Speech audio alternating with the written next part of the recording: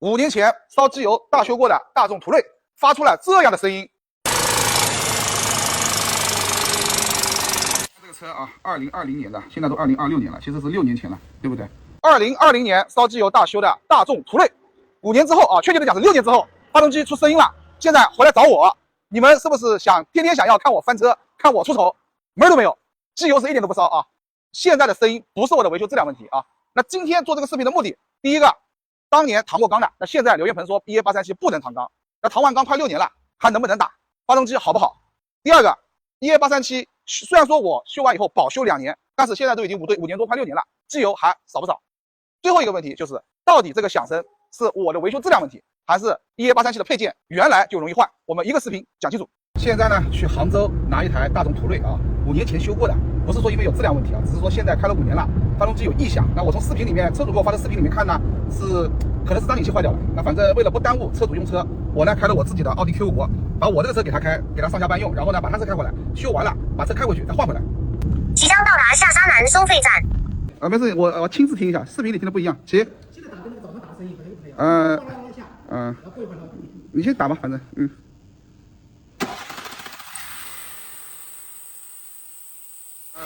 那只有89就是张紧器的声音了，因为现在油压上来了，现在其实也有，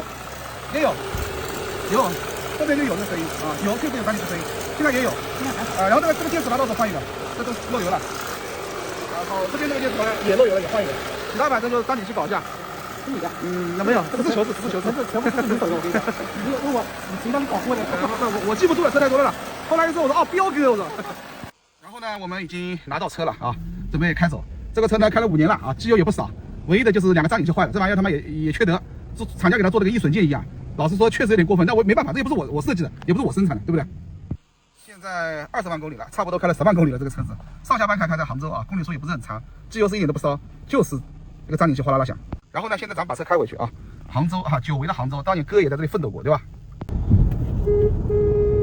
这也不对啊，这个声音，这喇叭怎么回事情啊？这台车2020年12月份修的，然后呢，我们看一下，当时是唐过缸的啊，大家看一下，确实是唐过缸的，因为当时有点拉掉了，对吧？当时是唐过缸的，我都做了记录。那唐完缸以后，现在到底怎么样？我们也可以顺便看一下，对不对？差不多6年过去了，这个东西断掉了，看到没有？那像这种情况就肯定2种情况，第一个是老化掉了。第二个就是人为拆装的时候过于暴力，对吧？那这5年我也没看到过这个车，不要小看这个问题啊，千万不要小看这个问题。你如果空气带灰尘颗粒的空气没有经过空气滤芯过滤，而直接从这里进去了，那空气灰尘就是硬质颗粒，是不是会把发动机磨坏掉？其实正常应该是10分钟以后再看，对吧？机油是满的啊，大家都看到了，机油是满的。看一下发动机里面干不干净，闻一下有没有汽油味啊？有汽油味吗？托？有，我来闻一下。发动机里面干净是干净的啊，我来闻一下，对，有很浓的汽油味。发动机呢，用了5年多，将近6年啊，不漏油不漏水，你们看干干净净的，对不对？机油也不少。那唯一的问题呢，就是这个电磁阀啊。那这个电磁阀漏油，这款车也都是通病，那没办法，对吧？这东西也不是我生产的，是不是？然后呢，水管漏水啊，发现一根水管漏水，那这个水管你要换一下，从水壶出来底下出来后面的这一根啊。张紧器轨道肉眼来看好像也没有坏啊，对吧？但是有可能泄压了，这个我们拆出来看。既然拆到这一步了，那肯定给它换掉。仔细看啊，发现端倪了，看到没有？这边这个链条轨道破了没有了？看到没有？链条轨道没了。这玩意儿，你说大众现在都把这个张紧器啊做成这个什么易损件了，是不是？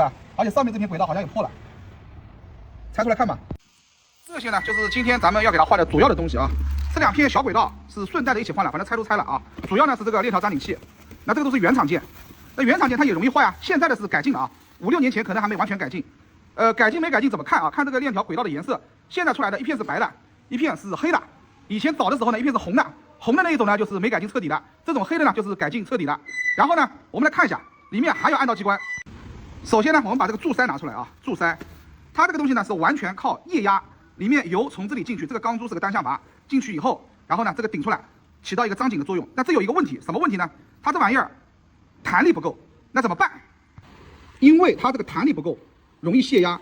一旦不张紧，那么这个链条轨道就相当于不断的在撞击这个链条，这个地方不断的在撞击这个链条。要解决这个撞击的问题怎么办？我们想到一个办法，给它加一个弹簧，增加它的预警力啊，进去，对，插进去，然后弹力是不是足很多啊？好，把它锁住。然后这个呢是另外一边啊，这边是驾驶员，这边是副驾驶，它是有区别的，它那个柱塞是反一下的，看到没有？它这个柱塞呢也是靠液压的，钢珠在这里，看到没有？那么这种情况弹力不够，照样给它加装一个细长的，因为结构不一样，那个是短粗，这个是细长啊，加一个弹簧进去，好，把它压住。加弹簧的目的就是为了增加张紧力，减少这个链板跟链条之间的撞击。那这个是眼下相对靠谱的解决张紧器容易坏的问题，以及早上启动链条撞击异响的问题的唯一手段。这个小衬片呢是我们撬下来的啊，撬下来把它撬断了，没关系，反正顺便就一起换了，没几个钱。来拿出来，这边这个呢不容易坏啊，我跟大家讲一下，如果链板这边是红颜色的，看到没有？是红颜色的这种就是没改进过的，那5、6年之前这批呢是没有改进过的。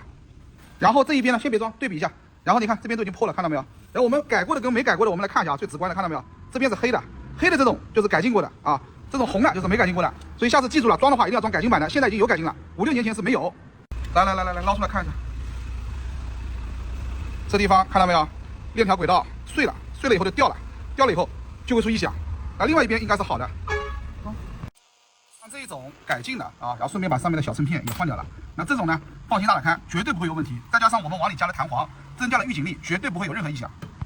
另外一边也装好了啊，也是改进的。反正这样子搞过以后呢，绝对不会有问题了。现在的EA837大修全是改进的成熟的东西了。5、6年之前啊，那是真没有办法。盘过一圈啊，检查一下正时。下面我们内窥镜看着啊，下面是对那个曲轴孔的，插进去过了吧？我看没，现在看的是正中间的。正中间把大家插进去啊，然后上面2个工具是吧？上面2个工具放好，这边这个工具放好啊。气门室盖垫呢，本来是不用换的啊，一点都没漏，但是没办法，拆过一次以后呢，密封件那必须得换掉。这个是它换下来的，其实呢，开了5、6年了，也有点硬了啊。那么趁机一起换掉，来吧。这个高压棒啊，轻轻松松的就被我们钟哥给拔出来了，一点咬合力都没有了。其实这个棒漏油了，就是这个油封漏了啊，里面洞搞大了，拆下来吧。这个呢，就是咱们用来维修高压棒的这个修理包啊，跟EA888二代是一样的，日立的都是用这一种。然后来2个比一下，把那个拿过来，里面的洞大小比一下，拿掉，把这个拿掉。对，好，我们看一下啊，你看，一个紧致如少女，一个松弛如大妈，对不对？不漏才怪呢。那我说的这个是皮肤啊松弛。现在啊，换掉以后，咱们再看一下，很紧致，非常的紧致啊，动是能动的，就是很紧。这就对了，紧了就不会漏了。OK， 这样呢又省下1000多块钱，对不对？好像照60牛米，这个就是传说中的机械增压器。按照维修手册的要求，每隔3万公里就要补充1瓶机增油啊，看好没有？确定好出门不退。这个机增油呢价格很贵啊，进价350，有清单为证啊。如果要换，那咱们就换掉，成本给你。如果说不换，时间久了这个机增可能会损坏。漏油的凸轮轴电磁阀啊，漏了，看到没有？长在这个位置的，那咱们给它换个新的，这个是原厂的啊，原厂的拿过来就好几百的，你副厂的那种还是不要用，我怕时间久了用不住。这个进气管早上大家都看到了，这里裂开了，对吧？原厂的1000出头一点，那我们给它换根国产品牌吧，反正就是一个橡胶管，对吧？然后呢，这根水管还是用德国的，用原装的，为什么呢？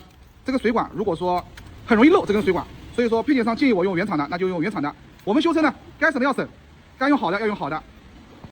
机油压力感应塞的插头废了一个，那咱们给它换一个原厂的插头。针筒太小了，抽的费劲啊！我靠。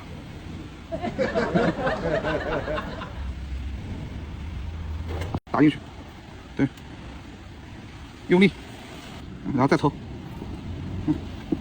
对，下次买个大点的针筒。这跟医院里面护士姐姐给你打针一样啊。爽！来接，更换插头啊，我们接线全部是用热缩管接的啊，不会说直接给你电线一拧就过去了。做事情我们还是很认真的。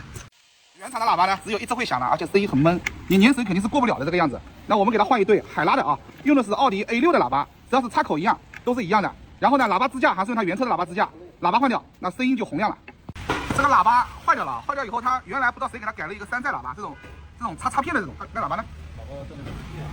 就是这种喇叭，原车的插头啊，被人剪掉了，我还得去给他找个原车插头。这个是喇叭插头啊，之前那个被剪掉了，让我们给它换回原厂插头。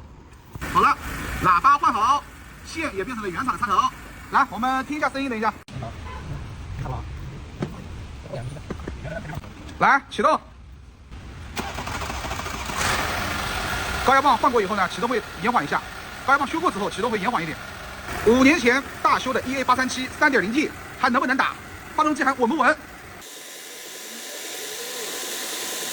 把门拉掉了那个，一会儿就下班了。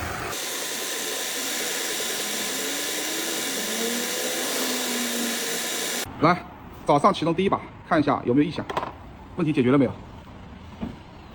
现在是早上起来第一把啊，启动，没有异响了吧？正常了吧？来，喇叭，可以了。5年前发动机大修过的大众途锐唐墨钢橡固套，现在发动机稳定性如何？硬币还能不能立上去？把这个硬币推倒，不要用嘴吹嘛。车架号啊，大家记住。然后呢，我们内窥镜看一下缸里面啊，这缸搪过的，看到没有？我刚才试车回来，看一下缸里面的情况怎么样，对不对？用了5年6年了，这个缸有没有问题？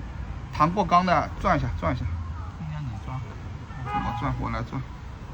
那缸好不好都看一下，对吧？有没有拉伤，对不对？